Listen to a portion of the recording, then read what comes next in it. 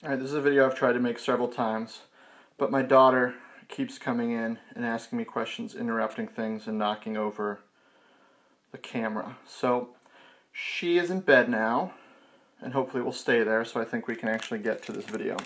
So what I wanted to do was show off, which I consider to be the coolest piece and chunk of my collection, which is my collection of older Hall of Famer vintage rookie cards, graded rookie cards. So I got a bunch of them here, and I'll kind of run through them really quickly and show you sort of what I have and what they are.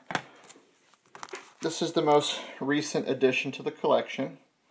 I just got this today actually in the mail. I sold a couple of printing plates and a couple other things and put together a little bit of cash. It's a 1960 Topps Collier Yastrzemski rookie, which is a cool card. You know, one of the last guys to hit Triple Crown. This card got really popular around the time that he was retiring and going into the Hall of Fame. I think it's a cool looking card. This along with, let's see, where is it? One second here.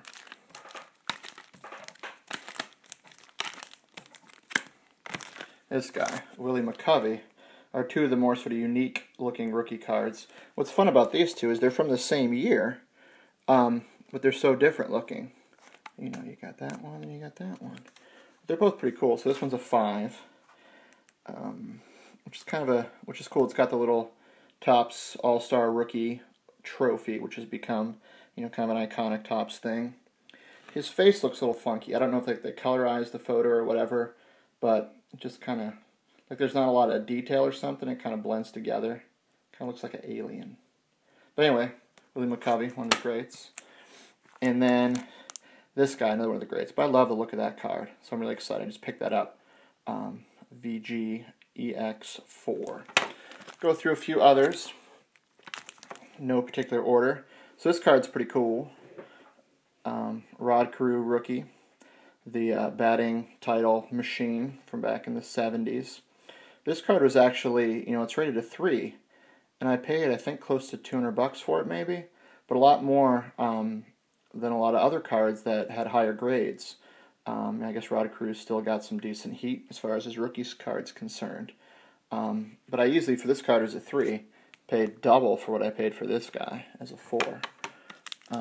This is one of my favorite cards in my collection, my Fritz Ackley rookie. No, I mean my Steve Carlton rookie. Anyone who's read the blog knows that I love Steve Carlton, Lefty Carlton. I think he might be the greatest pitcher of all time. The main reason, I believe, was with the 73 season when the Phillies had like 50 wins, and more than half of those were his when he was in the mound. And it was something like, you know, even the games he lost, like he lost 10 games that season, and they were all by like just a couple of runs. He also just like an incredible amount of complete games that season too. But if he'd been on a better team with even a little bit of hit support, I think he had 27 wins that season. I mean, he could have had over 30, you know, wins that season. Just an incredible, you know, performance by a pitcher where he literally put the team on his back. And I don't think any you know, season by any other pitcher even comes close to that. I'm sure others would argue with me, but anyway, here's him as a Cardinal with a black Cardinals cap. It's kind of cool. You should go with that look. A Johnny Bench rookie, another great card of another great player, a 6. Oh, this guy's a 5.5. A 6. I love this set because it's got the cool, almost sort of burlappy look around the side. But that's just such a great card. A great player. One of the top 10, top 20 players of all time. Probably the best catcher of all time. From the same set, another great. Jerry Koosman, Nolan Ryan. I guess Nolan Ryan's the star of that one. I just picked this up a little while ago, and I'm so excited to have this card. You know, being a kid who came of age in the 80s and the early 90s when he was just the biggest name in card collecting for a while there, and this card was just monstrous. I mean, second only to 52 Mantle. And I think it's still just for me, it's just such an iconic card. I just love this card. And I close my eyes and think like baseball card. This is one of the ones that comes to mind. Now, I'm not a giant Nolan Ryan fan. I wasn't as a kid, but just love this card. It's just such a great card. Such an important card, I think, in the hobby, too. This one, Willie Stargell. I grew up in Minnesota, but originally from Pittsburgh. And Willie Stargell pops. Chicken on the Hill was such a, I mean, for me, Roberto Clemente was a big name, but Willie Stargell was the real big pirate. I mean, he was the guy that was, you know, was it 1980, that team that won, the We Are Family team, that was all him. And, you know, as a kid, that's what the Pirates were, was that team. This is a 5. I think these cards are ugly this rookie year, this set. It's just, I don't know, these weird floating heads and just that, I guess it's all the, you know, the primary colors, but still, it's just, I don't know, very cartoonish and silly looking to me. I guess it's indicative of the time. Another one from the set, Tony Oliva. Ed Kranepool, and Matt Alvis. A couple of guys whose names you hear from time to time, but not big as Tony Oliva, or Pedro Oliva, as it says there. Another guy that was winning when batting titles. I guess when Rod Carew couldn't win one, Tony Oliva would. A guy I think should be in the Hall of Fame. Next is another card that as a kid, at the time that I was a kid, was a big deal. You know, Reggie Jackson, you know, when he retired in the late 80s and everything, this card was just a big card. And, you know, I'm glad to have my collection. Another 4. Fairly inexpensive. I mean, I paid less than $100 for this card, which I consider to be a steal, you know, for one of the all-time greats. All right, next, another Hall of Famer, Bill Mazeroski, from the same set as this guy, Frank Robinson. The other guy to have, one of the more recent guys to have won a Triple Crown with Collier Yastrzemski, and now Miguel Cabrera. This set, the 57 Topps, which also has his buddy Brooks Robinson. It's hard to have one Robinson without the other. But I'm not the biggest fan. It's just sort of, for me, it's kind of bland, and, you know, it's, you know, the photographs are kind of a little bit more washed out. But just, it's, I don't know, compared to the other sets, you know, sets like this and this, you know, just have so much going for them, so cool and colorful and vibrant and stuff like that. And these just kind of, I don't know, are kind of drab. It's a set too, had a lot of problems with the cards. The pictures either made really red or really yellowish kind of color. That one's kind of red. But still, cool cards. Just not my favorite looking ones. Kind of skipped over that one. We're kind of going, if we were going chronologically. Mike Schmidt, one of the great players of the 80s. Ron Say, a decent player in his own right. But a cool card. One of the few guys from the 70s I actually have graded. I have a whole bunch of Hall of Famers from the 70s, but he's the only one that I have graded. I just got too good of a deal on it, I couldn't pass it up. Now, the 2 top dogs, the 2 oldest and coolest. This was the first card I bought when I started kind of putting all these together. VG EX4 Harmon Killebrew rookie from 55 Topps. One of the great rookie classes. You got him, you got Roberto Clemente, and you had Sandy Koufax all in the same sets. Pretty strong class right there. But back in there in Washington, you got the nice picture of the Capitol Dome there.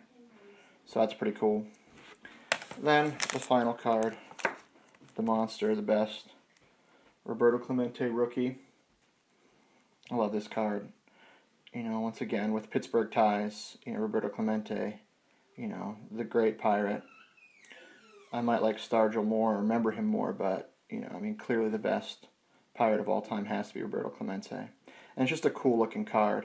You know, like the big face and the little picture in the back, on the side there. And just something about that green. You know, it doesn't really make sense with the Pirates, but it just looks so good. It's such a cool looking card.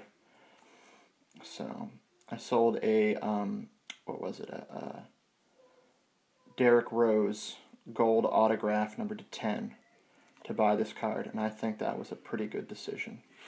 I got a few other non-baseball guys. I got this guy, Walter Payton. I got this at the National when it was in Baltimore.